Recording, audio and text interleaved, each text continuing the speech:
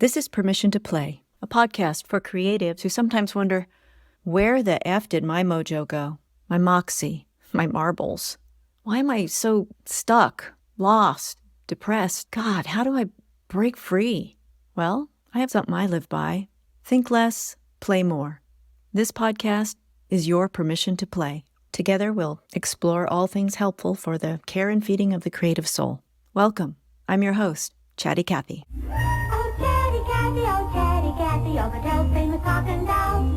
We pull the ring, and you say 11 different things. I love you. Just pull the ring. You never know what she'll say next. Keeping it. Hey guys, welcome back to the podcast.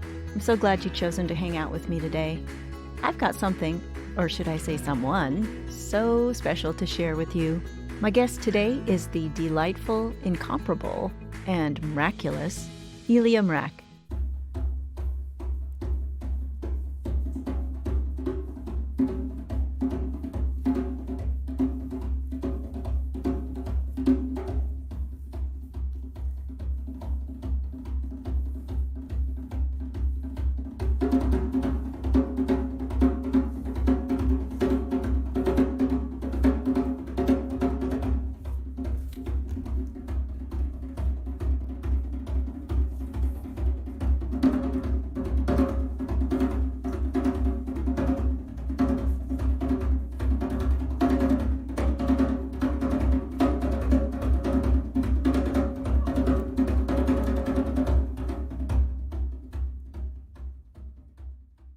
Elia came into my orbit last fall after a very scary adrenal burnout and nearly incapacitating nervous system shutdown.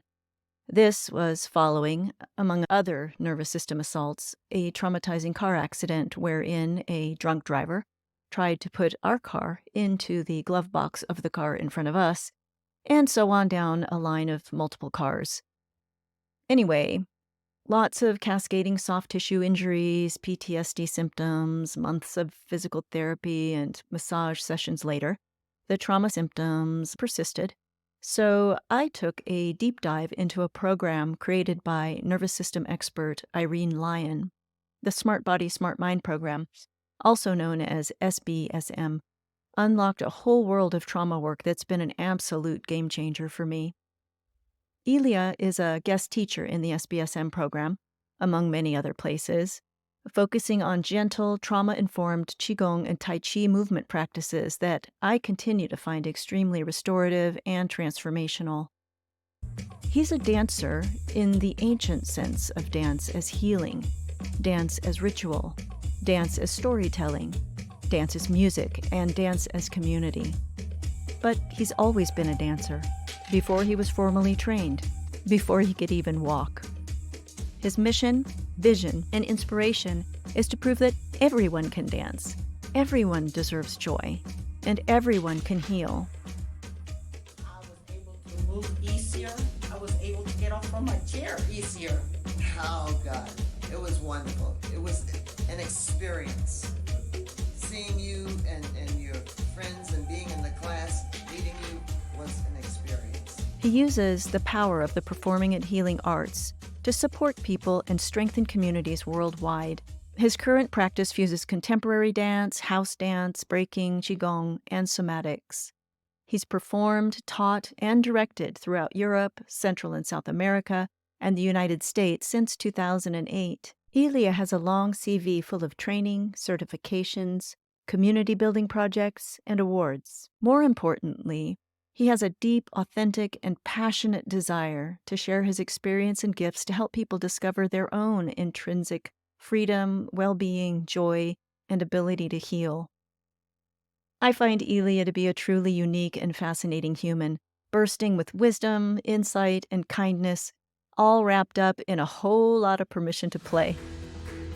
The links to all the places to find Elia, as well as Irene Lyon's work, are in the show notes. And now let's jump into this relaxed, playful, and informative conversation. We had a lot of fun. Thank you so much for agreeing to hang out with me. I feel like I know you because I've been taking your class, and which must be a weird thing when people say I feel like I know you, and you've never even talked to them. I think that when we intersect paths, there's something underneath that is supporting that intersection. And so Yeah. for some reason, we're at the same time space juncture. And I trust in that. I trust it has random and coincidence and chaos inside of it, but there's also some intention and intuition there. And I love Yeah. that. So we might not know each other on some quotidian, 2024 identification style yet. But on some other level, I do think that we have, and I trust, and that's a new thing for me. It's a fun thing. So I wasn't aware of your work until I became aware of Irene Lyon's work. And Uh-huh. and so I found your work to be a delightful complement to everything that I'm learning about my nervous system. And because Mm-hmm. your background is in dance, which I also have a background in theater with dance influence. I wouldn't say that I'm going to use all kinds of terminology that you get to refute. I wouldn't call myself a dancer, but I've trained and stuff like that. So I very much love the medium of dance and movement, and I'm very movement oriented.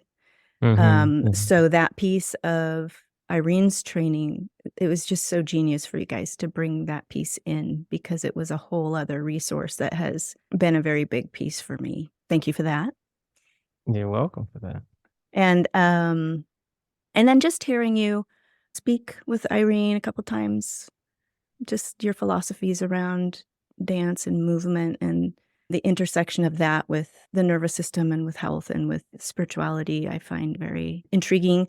But also your frequent use of the word play and playfulness, I felt was such a great fit for this podcast, Permission to Play, because this has been the mandate on my life for the past few years as I've been on the path of healing, a healing journey of my mind, my psyche, and my nervous system. Play has been a theme that keeps coming back again and again. And so that's why I started the podcast, so I could talk to people who have that same mission and who Mm-hmm. seem to be thriving in that. So what have you come to teach me today, Elia? Wow. So many things lighting up for me. I don't know if some people are going to see the visual of this, some people are going to hear the audio of this. Yeah. I'm smiling and nodding a lot as you were talking. Let me rewind all the way back, because you mentioned how you found out about me through the work with Irene, to how we met, how Irene and I met, because I think it's a very beautiful and illustrative story. It encapsulates a lot, and stories are fun. As someone once said, the stories always need to start at the beginning. So I was working at it was a gym, but it was like a small boutique movement gym called Zoom Fitness. It's called Zoom, the Art of Fitness, actually. And it was started by a man named Peter Schmuck, who's still a good friend and a mentor of mine, was a student as well, which is the coolest thing on my resume. He was a two-time Olympian in the 72 and 76 Olympics for the University of Oregon. He's in the University of Oregon Track and Field Hall of Fame. So he's a big deal. He's a big deal in the sports world, in the athletic world. And his coach was Bill Bowerman, who invented the Nike shoe. Oh my And he God. was teammates with Prefontaine. I'm just name dropping to make it sound even more important. I think he was roommates with the then Bruce Jenner at the Olympics. So it's a big deal. He's a visionary. He's an incredible athlete, incredible person. And in the 80s, he shifted out of competitive athletics into teaching fitness, teaching human movement, coaching.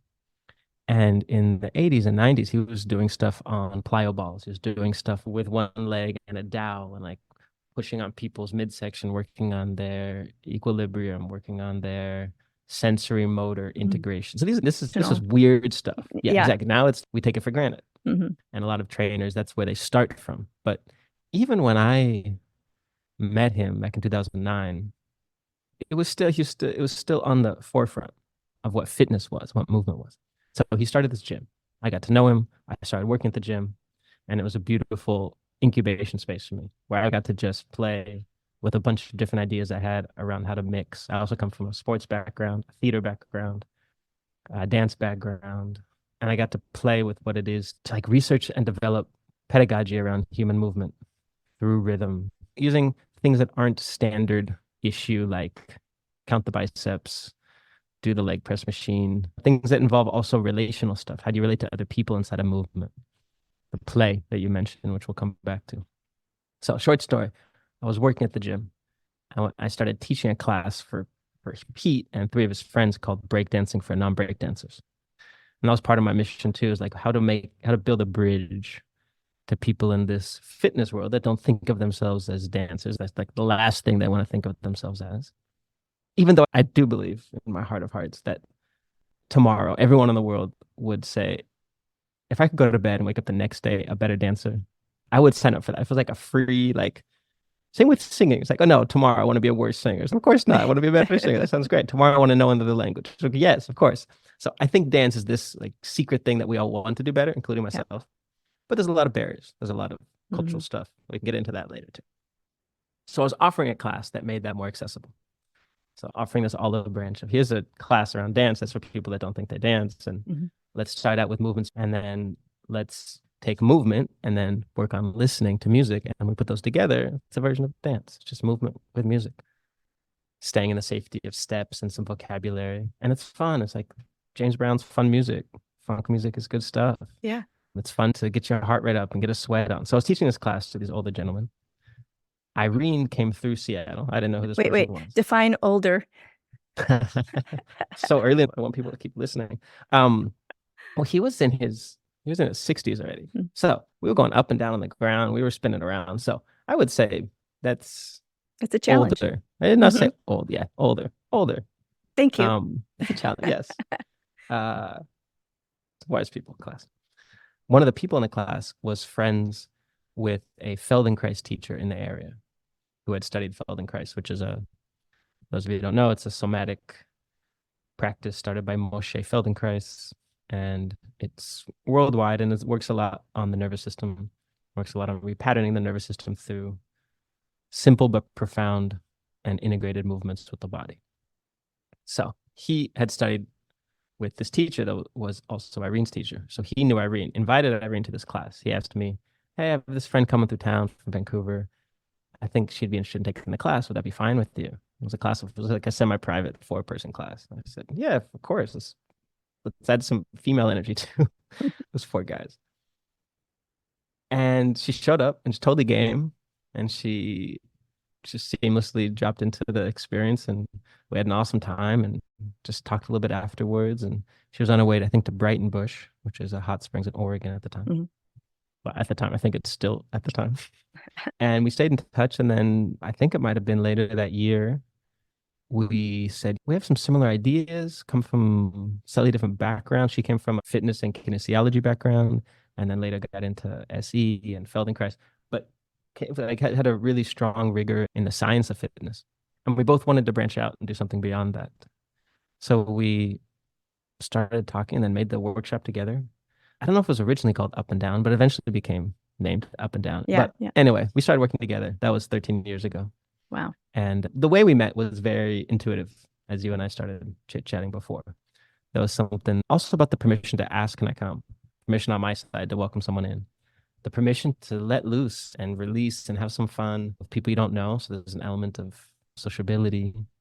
So there's permission and play inside of how we met. And I think we shared that ethos of teaching and learning, and always valuing both equally. That in teaching, you're a student, and as a student, you're a part of the teaching energy of that space. And it's blossomed from there. We've done a lot of other collaborations and projects, but that's the origin. And it makes me happy to think about that. I can still picture the day and the spot in the room. So, oh, that's cool. Beautiful.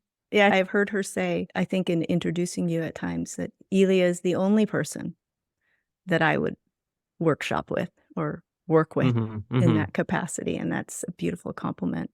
I'm honored by that. Yeah, it's a beautiful testament to the intersection of your giftings, your backgrounds, and the chemistry that you guys have developed.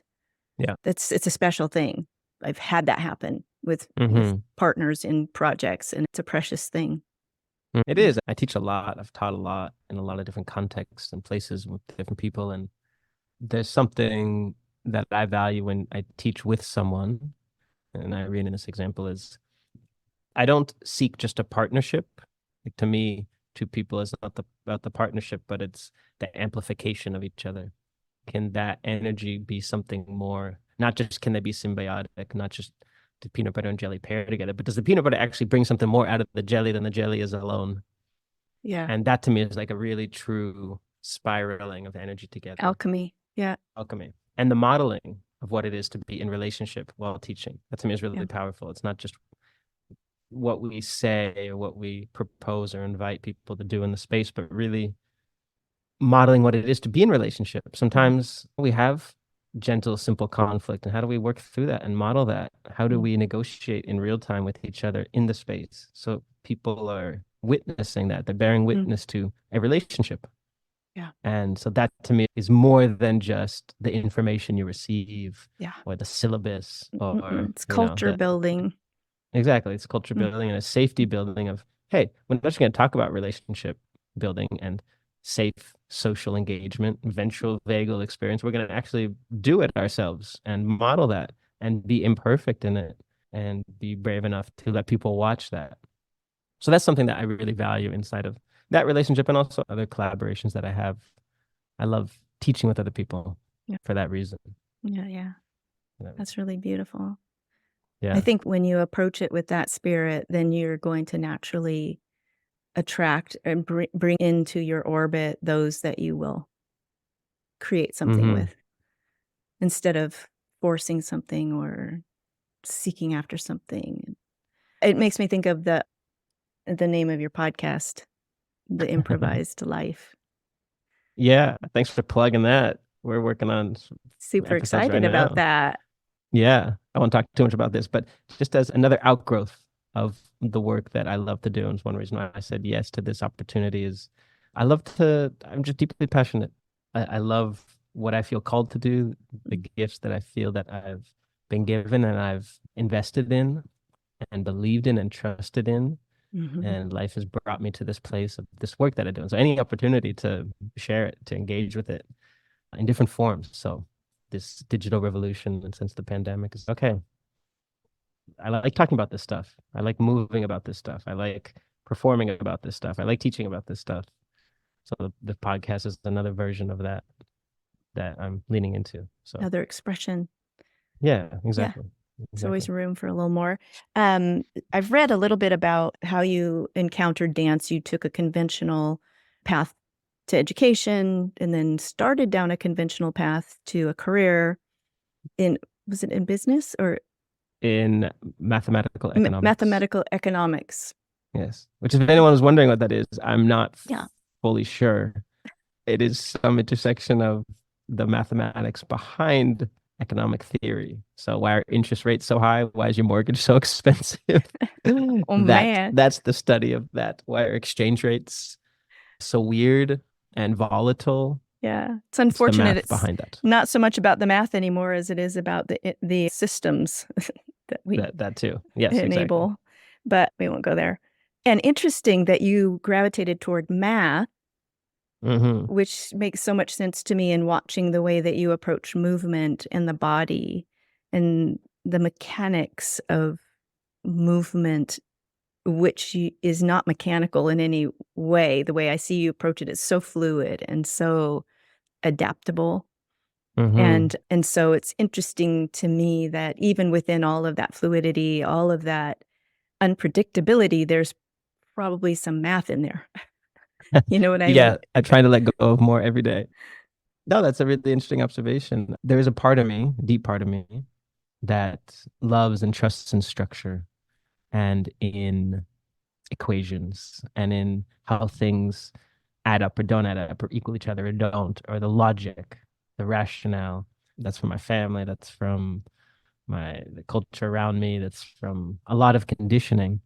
And it's been my work to embrace both those sides of me, I should say, as a way to celebrate all parts of me and integrate them, not disassociate or separate them from me, because it's been a road to make that movement more fluid, to make that integration more complete from the tips of my fingers to the tips of my toes.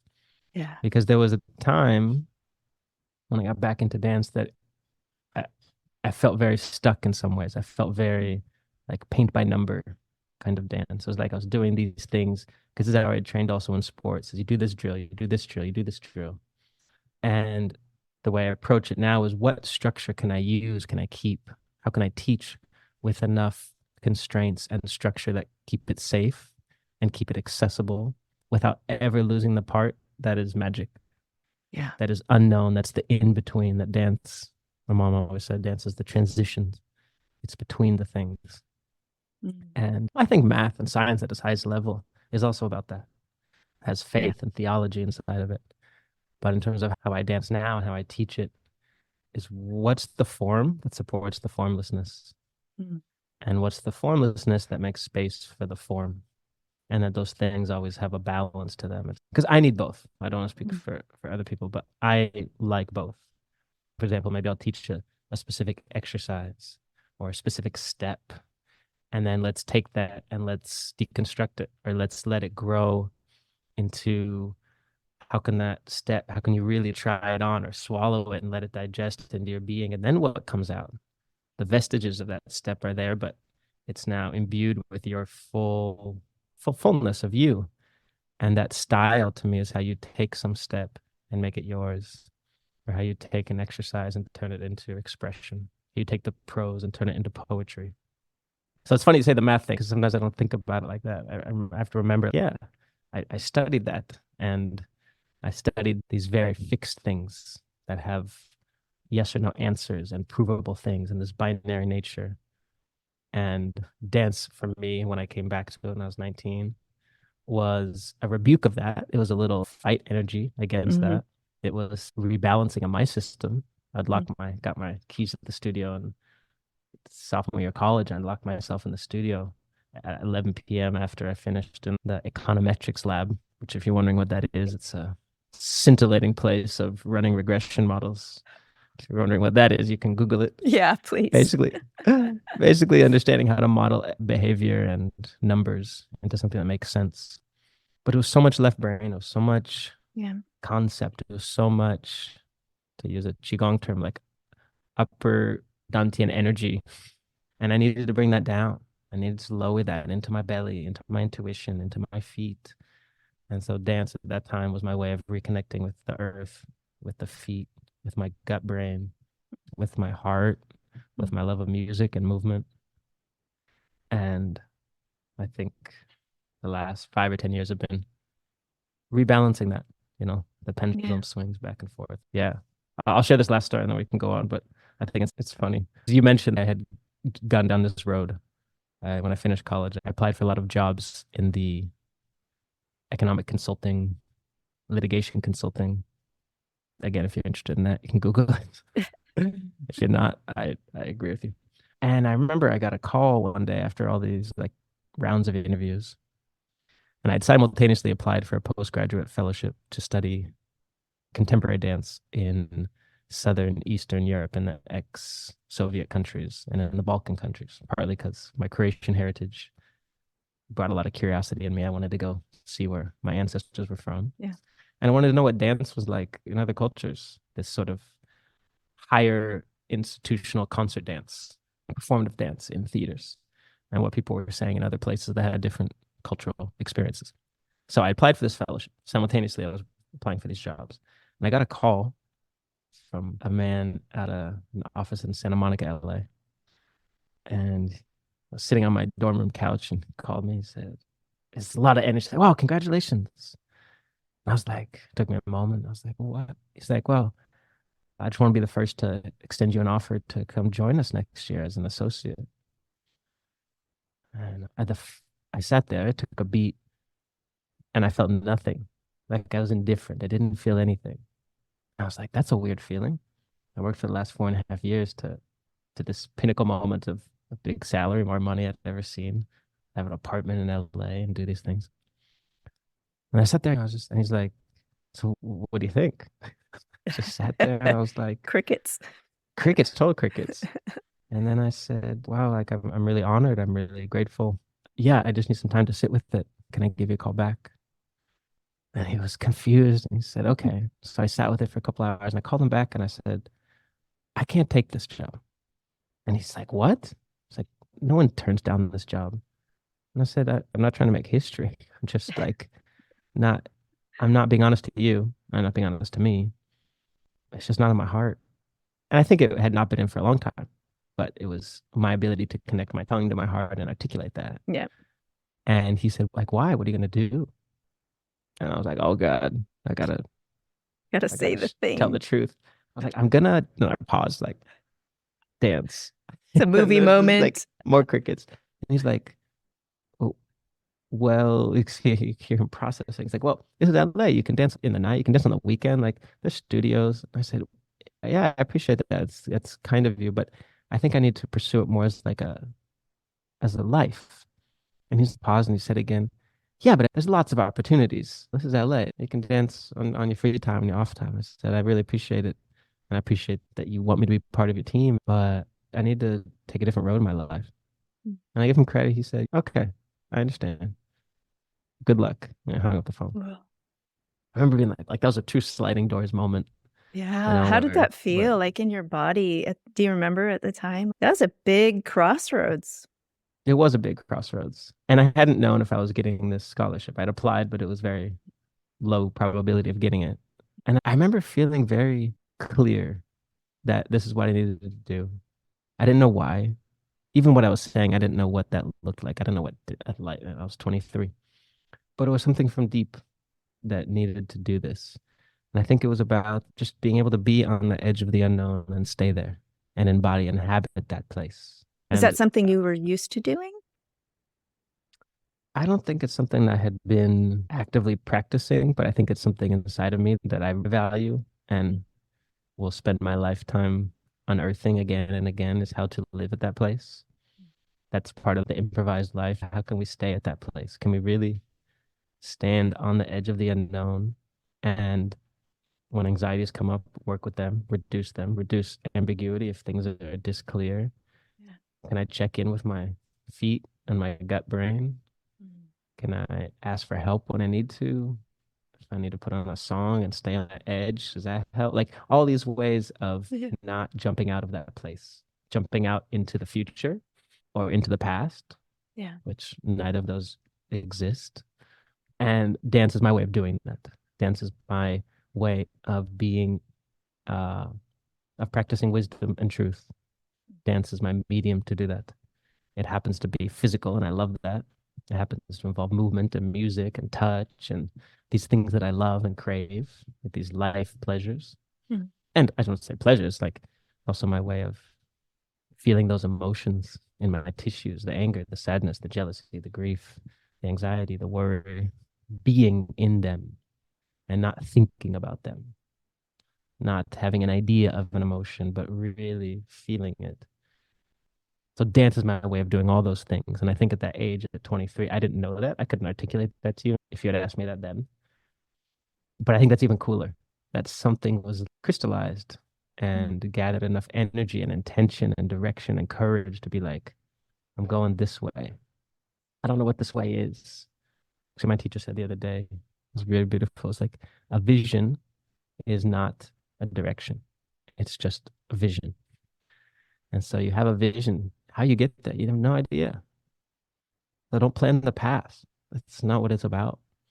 When I start to dance, when I really improvise, I don't know where it's going to go. I have a vision of finding space, being free, whatever that means. And I think my 23-year-old self needed that. It was a survival thing. I wasn't going to survive doing what I was doing. I was deeply unhappy. I was It's deeply beautiful that you recognize that so young. There are many young people who don't, yeah. you know, and then they're 45 going, what have I, what, you know, living death, you know. I don't romanticize it. I run into people like, oh, that's so beautiful. You get to do this. And I say, yeah, it is beautiful.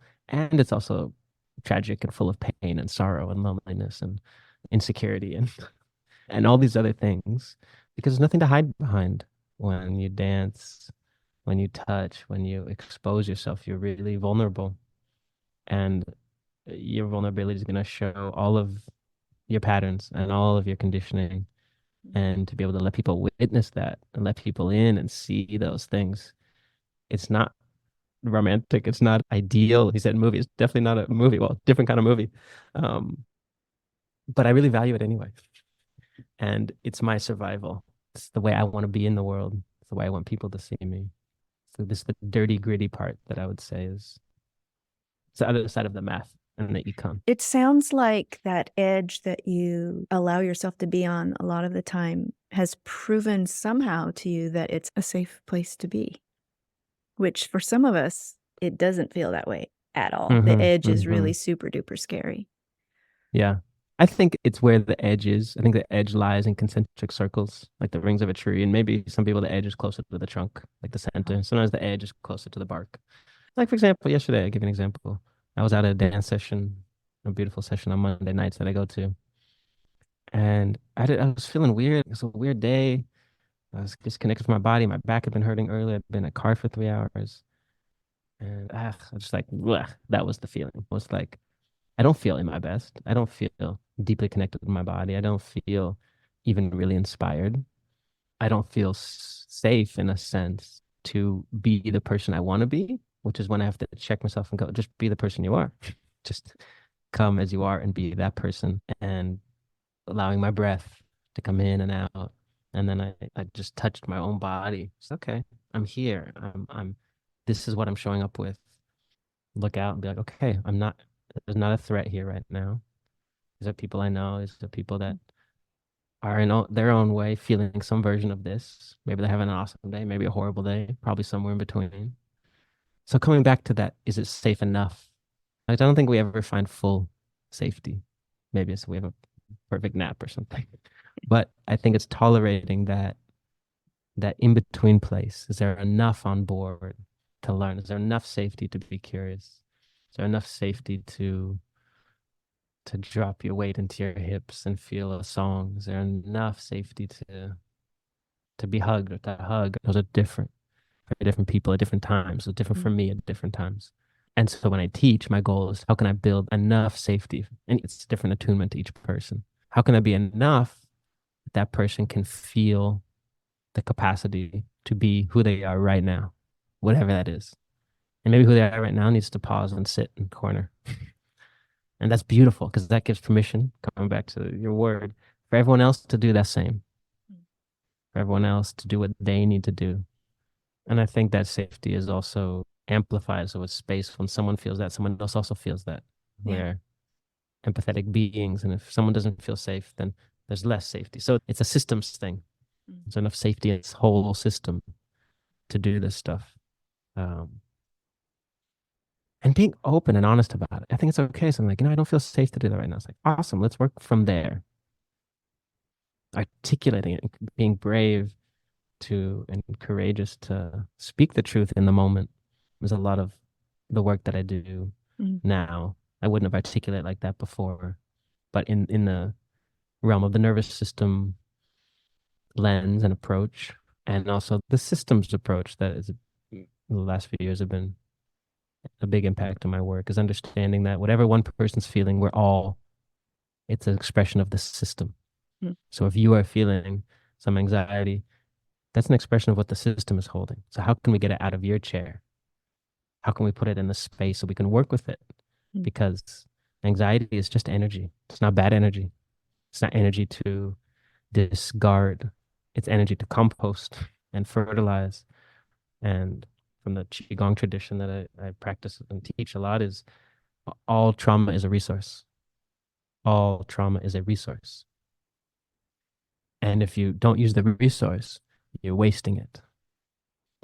So how do we unearth it? Because if it stays buried and stays stuck, it's going to show up in symptomatic ways, subconsciously often, especially if it's pre-verbal. We don't have a story behind it. But the second that we can have enough safety, enough capacity to let that trauma speak, to mine it as a resource, then we can work with it. Now we can touch on that anxiety or that fear. And if the system is safe enough, it's like, can we take it out of your chair? It's like, Kathy, you don't have to hold that. It's not your sole responsibility. That anxiety is shared. That joy is shared too. It goes both ways. You don't get to hold the joy just for you, And then once we can work with it, now it's a resource. It's energy. And energy is energy is energy is energy. It's like, if I feel sad, that's energy to dance. If I feel happy, that's energy. If I feel tired, that's energy to relax. Mm. It's an awareness of that. I find it so interesting that as humans, we have this capacity and actually very ancient knowledge about these systems that we've lost touch with in modern society, especially Western society, to the point that we don't even know how to feel our own bodies. We don't even know we have a system, or we might have some vague understanding of what that is, but we're not like we don't coexist with it. It just it either drives us around or we push it away and ignore it completely. And the idea that we've gotten so far from that, but that knowledge is still with us, that people like you and Irene and others are carrying that knowledge and translating it for us and putting it into contexts that we can actually touch it and access it and then take it in and embody it. And it's just such a liberating thing to recognize that we are that, and that we can learn how to hear our own internal wisdom, or understand how those systems function, and take responsibility for all of ourselves, all of our experience. You talked about working with energies, and we're so used to suppressing them, especially in modern Western culture. It's take a pill for that, and which I know I should be careful there, but it is the reality of it. It's go get some medicine for that, instead of saying, is there some medicine right here? And sitting with uncomfortable things feels like you're going to die, especially if you're full of trauma and stored survival stress. But just the knowledge that we actually individually can do that work and learn these things and implement them. And then, just like biology works, one cell unites with another cell, which unites with one another and makes a kidney. Same thing with the collective. If we can, one by one, learn about ourselves, then we can translate every bit of what you're talking about into every system that we put in place for people, for society, for the functioning of human civilization. Seems like a huge, daunting task, but. And what comes up for me as you're talking, I join you on the way that you talk about cell to cell, that a change on one level is a change on every level. Some of these sayings that I really like, I use a lot, which is a little bit is a lot. The reason a little bit is a lot is not because it's an absolute quantifiable amount. It's because any change on some level is a change on every level. And part of the theory and the work that I'm doing in systems comes from something called system-centered training. It comes out of a psychotherapy and cognitive psychology and biological study about living human systems, and that living human systems are fractaled and replicated. So my kidney is part of the living human system of my body, is part of the living human system of my family, of our conversation right now. And that those systems all have things in common. Like, they all want to survive, and they all want to grow, and they all want to transform. Which I like. That's what this theory posits. And so we can look at my own system, my own body. How do I take care of my kidneys? How do I support their ability to drop, their ability to not secrete so much adrenaline? So the adrenal gland sitting on top of them can also just hang out in the hammock and chill out. What does that take in my system to do that? And the second I do that, the second that I take care of my kidneys and bring my activation down, build up my yin, build up my reserves, recharge my batteries. Love that yin. Using a bunch of different metaphors for those different people listening from different perspectives. When I do that and then I show up to Thanksgiving, that Thanksgiving system is different. We spend a lot of time. I've spent a lot of time, I'm going to own this. I've spent a lot of time wishing other people would change, wanting other people to change. Teaching sometimes from this perspective, if only they could take this awesome knowledge or take this practice and do it every day. It's like this desire of someone else's change. I realized recently it's futile. It's futile for two reasons. One, I have no control over it. And two, What will change the system is when I change and then I show up to the system. That already has changed because I'm in the system, and now because I've changed, the system by definition, by axiom in math, will change. And so this, what you're talking about, this, for me, this balance of individuality and collectivity is really important. Peter Levine, Somatic Experiencing, has a quote that I really like, which is, you can't do it alone and no one can do it for you. You can't do it alone and no one can do it for you. And the same is true when I talk about freedom. I steal this from my Argentine friend. He said, there's no such thing as being free alone. It's like freedom is only possible around other people. Yeah. And I think that's so true. It's like, it's not enough for me just be like, oh, but when I'm alone, I dance free. But when I'm with others, I don't. Okay, that's great. Let's work with that. Let's start from that place. How can we find that sensation? Not that you're going to dance the same. Of course, you're not going to dance the same. You have someone watching. It's going to be different. Thank God it's going to be different. Who wants it? Why do you want to be the same? You're not going to copy paste. Yeah. Let's have it be different, and not different in a way that restricts you, that restricts your permission to play and to express and to emote. But that collective, that system supports you, bears witness to you.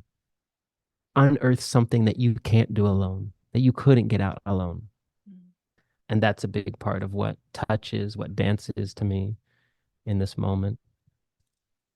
Individual work in a collective space. It's about you, but it's also not about you. It's about what you are bringing to that collective system and what that system is giving back to you. And the last thing I'll say is, because I want to touch on the words that we mentioned. I think the words are really important. Play. It's like a lot of times the healing journey work and the nervous system work and trauma work and all this stuff, it's so heavy. It's just too heavy. And when it's too heavy, it's overbearing. It's overwhelming. It's too much. And so I know and I feel and I believe that we can do really profound, painful work that can also have silliness in it. It can have laughter. It can have joy. Not that it can't. It needs it. If it doesn't have the other side, it's not complete. And so the play, that word is really profound. Because I watch kids, it's really serious play. It's like I was just hanging out with my friend's 2.5-year-old kid. And it's like, there's nothing more important than building a castle with those blocks. And you better be prepared to engage with those blocks because you're not on the same wavelength. And if the stakes aren't high enough, go do something else. You know, I love that. It's like, yeah, we're going to play, but this is important. Yeah. And we're going to laugh and cry and destroy it and build it back up. But it's not ever just one thing.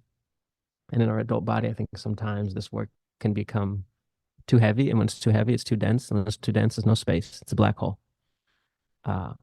So for those Oppenheimer fans, we need light. We need to find the light on the other side of that. The light, the fire, the space, the play, the music, all that. Yeah. We have an 8-year-old granddaughter who lives across the country from us, and we've been doing Zoom calls with her since she was 4. Oh, nice.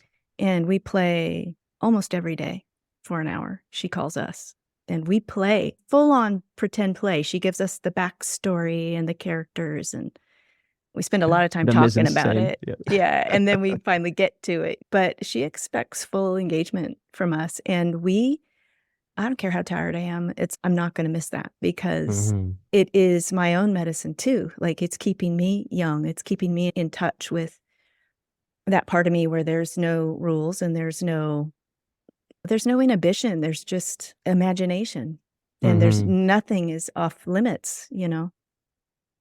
Yeah, I love that. Yeah, there's something that you say that sparks for me, like the dissolution of these walls and taboos and constraints that we invent or that we take from our conditioning or our family or our ancestors, our culture, something, and then we just take them as this is how they are. And I think that, like, that permission is, do they have to be like that? Like this idea of, no, I have to dance like this with these steps. Do I have to? Right. This is how we do this. Do we have to?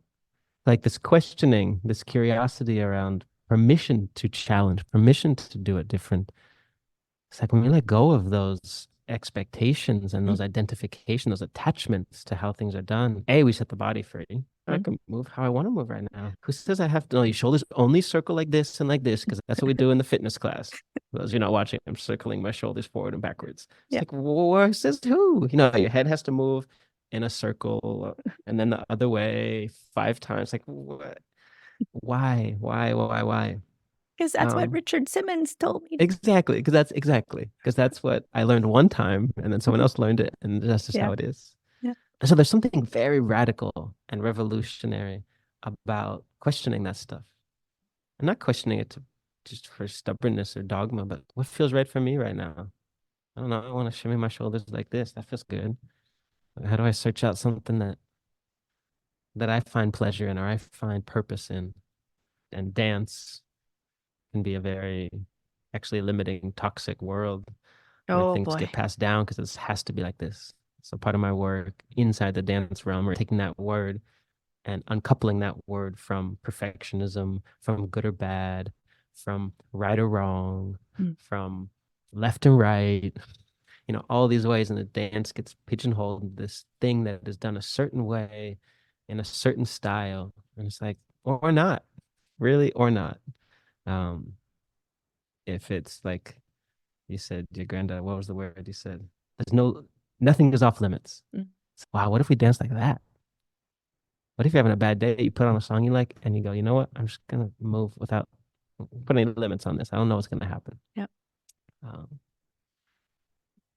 have a lot of passion. I have a lot of fire around that. Yeah. Because I think the same thing that is deeply limiting is also deeply liberating.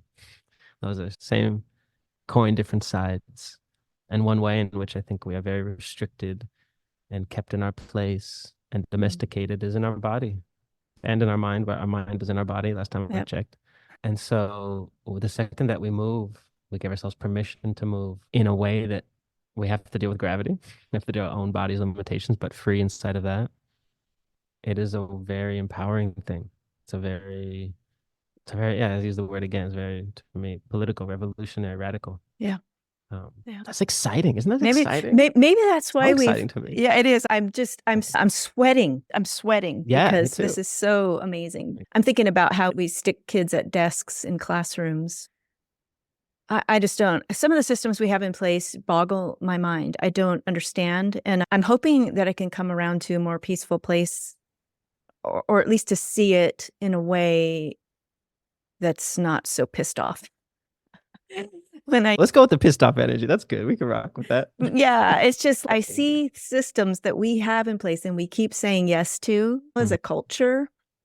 And we all know they don't work, but we just keep saying yes to them. So I can't, those things don't compute for me. And I don't even know where I was going with that. But, you look at kids and you look at humans and what makes them thrive. And we've put every system in place that's the opposite of that. And I keep thinking, like, when you talk about revolution, I think, God, what would it take? What would it take for humans and what would it look like if we were really like in that space of exploration and being uncomfortable with the uncomfortable and the lightness, flipping over into the side of, oh, what would it look like if we were more joyful, if we were more free, if we were more able to fully express as humans?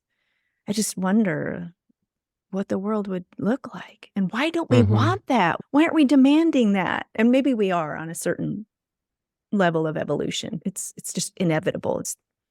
I don't know. It's not coming fast enough for me. Yeah. And the anger and the frustration I see as a surge. And in the Northern Hemisphere, it's the springtime, the energy is surging up. And that's righteous. That's important. That's like, I want to feel that anger. I want to feel that frustration. I want to feel that impatience. And I don't want it to stick in my head or as an idea or as a holier than thou set of utopias. No, I want to feel it and I use it to enact change. And that thing starts with me. That starts with me every time that I want to dance on the street. I should just do that. That is a radical thing to do. If I want to teach something, I should just do that. If I want to go to someone's class and vote with my feet and support that, just do that. Like those ways, those little ways that make up our life, that are ways that I can, again, come back to that. When I change, the system changes. Yeah. And so that's like my daily check, like my daily reminder. And slice of humility is also like, okay, then you do it. Stopping in the middle of the day and lying on the ground for 20 minutes is like a very radical thing to do. It's like, I'm not gonna just engage in this infinite gears of production and growth and infinite capital accumulation. No, I'm just gonna do nothing right now. Yeah. And in my classes, when we lie down together, it's radical to do nothing together. Super radical. And it also makes me think, like the element of lightness and fun is, I think Emma Goldman, the feminist and suffragette proponent, said, if I can't dance, I don't want to be part of your revolution. And I was like, hell yes. Every protest has songs, because it gathers people. It gathers us. Mm. The drum is a gathering force. The fire is a Yeah. gathering force. Yeah. The table with food, the picnic is a gathering force. Yeah. And more I see my work around that, using dance, using touch, using expression as a force to gather people around a common good. And the common good is never me or someone else or the teacher in the middle. It's the work is in the middle, or the purpose or the intention. Yeah. I like the idea too of using the work to alchemize that activation, because I feel like all that angry energy that I feel, sure, it can be fuel, but at some point I feel like it becomes toxicity instead of like healthy fuel. So being able to work with that, like you say, work with that energy and turn it into a beautiful expression or a creative expression instead of a destructive expression, something that I want to have mastery of in myself, and I'm so excited to start to see some little itty bitty steps just through the nervous system work and through your work, which, by the way, I haven't gotten to do one of your live up and downs, but I did a recorded one. Oh, nice. Oh, Yeah. it was so I can see how doing that long form over a weekend would be an incredible experience to do it in the presence of others. The coolest thing that happens to everyone, so I'm going to jinx this next one, is that at the end of, sometimes it's been 3 days, sometimes it's been 4 days, but at the end, on the last day, and we do a lot of stuff. We play a lot of games. We do a lot of individual explorations. We do group explorations. We do talking. We do moving. We do music, no music. There's a lot. There's a whole layered experience. But at the end, we're sitting in a circle, just closing, people sharing, if they want, if they don't, whatever. And then there's like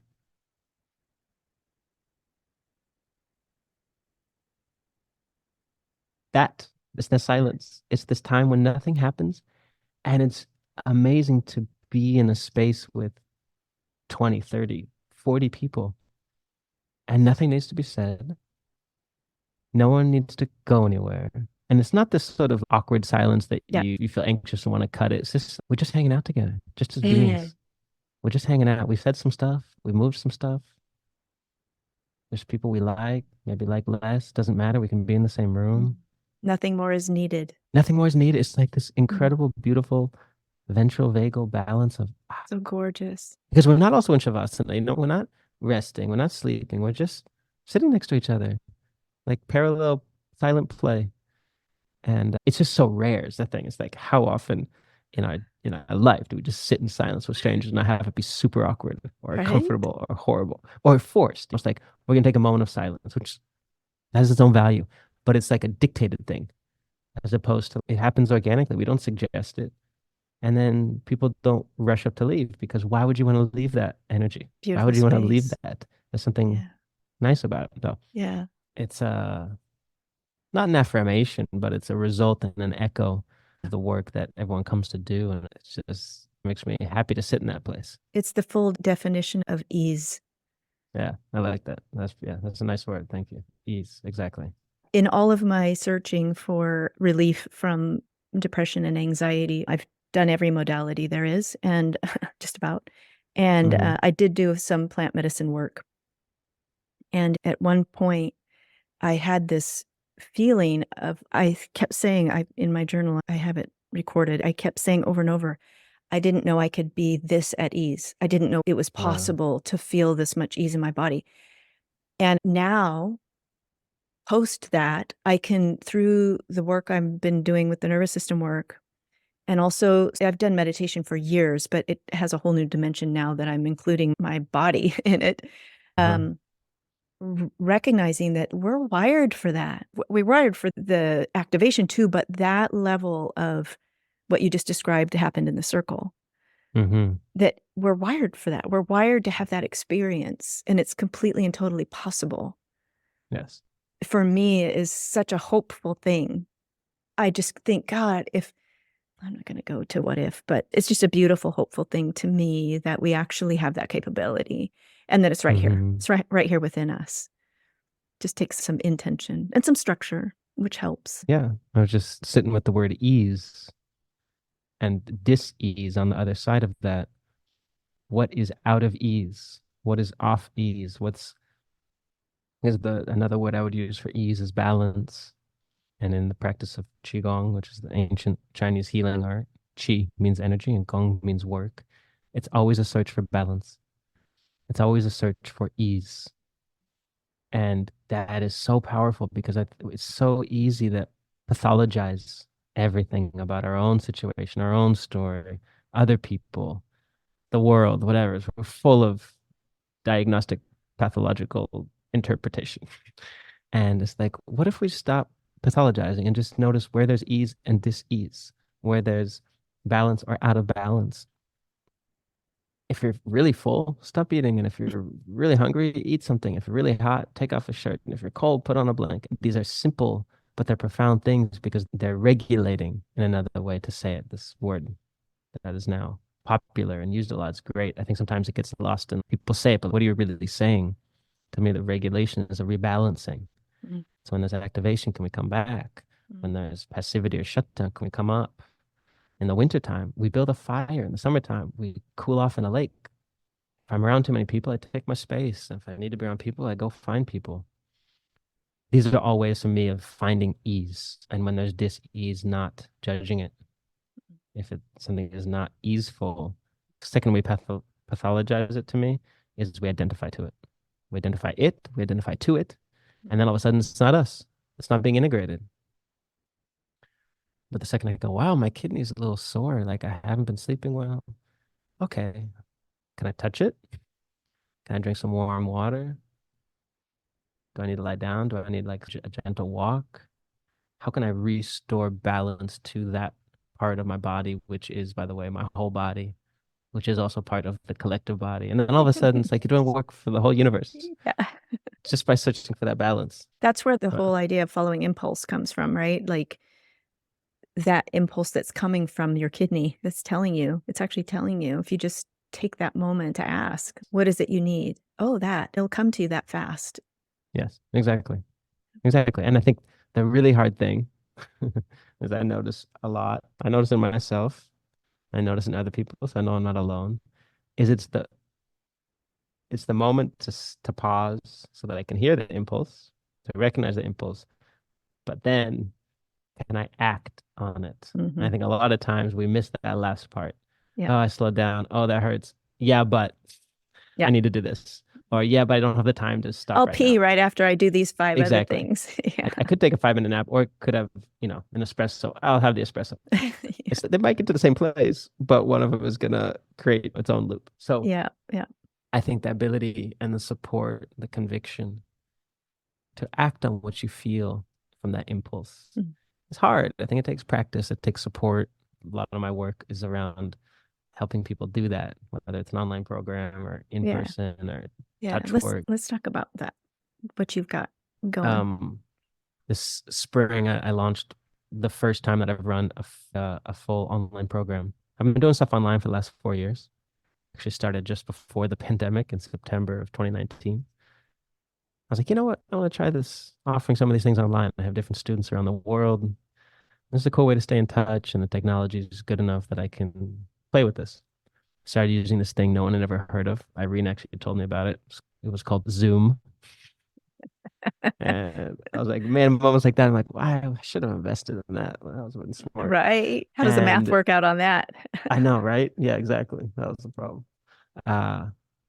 And I was really pleasantly surprised that it could be adapted in a different context. Take the 3D, put it into 2D, but it gives people agency in their own home or in their own office or wherever. Watch it on the recording, turn off the video, lie down. It's like these things that you invite to do in person, but in person has its own social pressure and expectations. And so I think for some people, and for me, I took a lot of courses and classes online. It offered another way to experience the work. It offered another way to be very intimate in a way, in the way you needed to learn or wanted to experience the situation. So I started doing more and more, and then I started working with a musician, my friend Vasilis, and offering sound and music online as a sound bath experience, as music to accompany movement. Those things are really important to me that go together. And then finding different versions of that, workshops, longer form, short form, working one-on-one with people online. And then I eventually sat down. I didn't actually sit down, but I stood up and filmed basically my whole library that I had, a library of knowledge that I had accumulated up to the point. This was in 2022, 2021, 2022. And I wanted to make each video accessible and digestible. So I gave myself a constraint of 20 minutes. I had heard the founder of TED Talk once said some of the TED Talk short things are like 20 minutes, 18 minutes, because it's the amount of time that you can do one good chunk of work or talk about one thing with some depth. But it's also, you can fit it into your day. If you really want to, you can find 20 minutes on most days. So that was the constraint I gave myself. And then the other constraint was I gave myself one take. So every video I was going to do one take. Wow. So if I stumble over some words, it's okay. That's part of it. I wouldn't stop the workshop and make everyone leave and come back. We're starting over. Exactly. We're starting over. It's like, no, that's part of it, which I think something in the digital world, unfortunately, encourages a lot of perfectionism. Like everything has to look, sound perfect because it's digitized. Like, does it? Does it? So that was the two constraints I gave myself.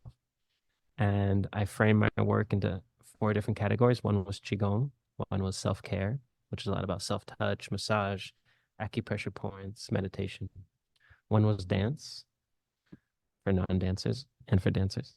And the other one was mobility. So ways of approaching flexibility, stretching, circling, just mobilization of our organism. How do we gather and send energy? So those are my 4 categories. And I filmed the videos and then did them all again because they weren't good enough. Weren't perfect enough. They weren't perfect enough. They were actually indeed so not perfect enough that they needed to be redone. I learned a lot about sound and video. I had 4 different musicians from different parts of the world that I knew from before the pandemic create original music. So the soundtracks to all the videos are beautiful. They're awesome. There's cello, there's house music, there's a DJ, there's a pianist, there's a drummer, there's a synthesizer and the sampler of nature. So there's a really beautiful soundscape. I wanted to offer something to people that they could do on their own time. So the point of the whole program of the 10 weeks is to do the videos on your time. And you keep the videos forever. So it's an opportunity for people to have experience and then continue having an experience that they can fold into their life. I wanted to maintain the live element. So once a week, there's a live class because I really enjoy that. With live music, and it's a way to integrate and meet people and check in. There's a Q&A every week. So it's offered at a particular time. The program runs 10 weeks. It ran from March 3rd to May 11th. And I'm going to do another one in the fall. I'm going to run the same program again. I'm proud of it. I'm really proud of it. I'm proud of having a vision and not knowing how to get there, but arriving 3 years later. And I'm proud of finding yet another way to meet people where they're at. And this intersection of where my fullest self-expression meets my highest act of service. And that intersecting place is where I want to stay. Whether it's a performance or a workshop or a class or whatever. How can I honor what I want to share with the world and listen to what the world is asking for? Meet what people are looking for. It also made me remember and realize that I love doing stuff in person. I love both. We can have both. Abundance mentality. Could have something online, and I love being in person with people. I love that rubbing shoulders and seeing each other and showing up for each other. You guys have an up and down coming here pretty soon. We do. We have one next week, April 5th to 7th. We're talking about it, and I'm not breaking any news here. Nothing's confirmed, but we had plans in 2019 for 2020. We were going to be in Australia. We're going to be in Europe. So we're thinking about how to not revive, just go and share the work there. There's a lot of people in a lot of places that are interested in this work, in this particular flavor of the work. And I like people. I like traveling. I like offering things in different contexts. Yeah. I think you change the place, you change the person. Especially now, I think live events and things in person are really powerful. I think with how much screen time we have and how much we have online, it's cool, it's beautiful. Yeah. And we need the balance. Come back to that. Yep. We need the in-person things too. It's not enough without it. Agree. It's not enough. Yeah, I hope you'll do more in North America. Mm-hmm. Yeah, I think our intention is to do that. So, do you guys have a minimum number of people to do a live thing? Yeah, it depends on the space. That's really the determining factor. I think 18 was the smallest group we had. Okay. In England last year, we had almost around 50 and 45 in Stockholm. Mm-hmm. So it depends on the space. It's actually nice to have the range. It's nice to do smaller, intimate things, and it's nice to do bigger frame things. I think we're in 20 to 25 people in Vancouver coming up. I ask because I live in an incredible place it's way up in the mountains of Northern California, and it's very much a destination place for nature. We have an incredible river that runs through here, and so I keep thinking, how could I entice them to come do a workshop up here? There's a resort that I facilitated a writing retreat at here that friends of mine own, and it's right on the river. It's a magical place. I'm enticed already. You have me at river. That sounds great. I love that part of the world. I have a bunch of friends in the Bay Area. My parents and sister at different points lived in the Bay Area. So I have I don't know if you're in the Bay Area, but I just mean in the Northern California. Yeah. Universe. We're way up north. We're close to the Oregon border. Okay. Beautiful. But we're way up there up in the mountains. Yeah, it's gorgeous. I'm looking at snow-covered peaks right now, and I used to drive. Every time I drove down Southern California for school, I would pass. That'd be my favorite part of the drive. That's Southern Oregon, Northern California, Humboldt. Yeah, it's beautiful. It was really beautiful. Yeah. It was. Oh, wow. That's a cool memory. Yeah. Well, we shall see. I want to be mindful of your time. I could talk with you for hours, but maybe we wrap it up for this time. Yeah.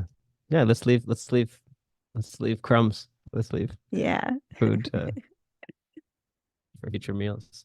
So I'll put in the show notes and everywhere I can post things. I'll put links where people can find you. And awesome. Elia Mrak.Elia. That's right. Miraculous. I saw it from my aunt who's made films and documentary films, and that was the name of her production company. Miraculous. Like, that's good. Yeah, Miraculous Productions. I love that. And I'm gonna steal that sometimes.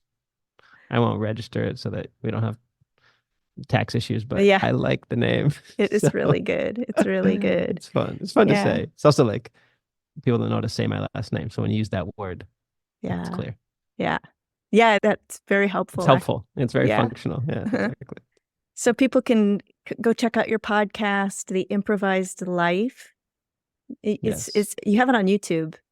I have it on YouTube. We're gonna have it on all the platforms sometime soon.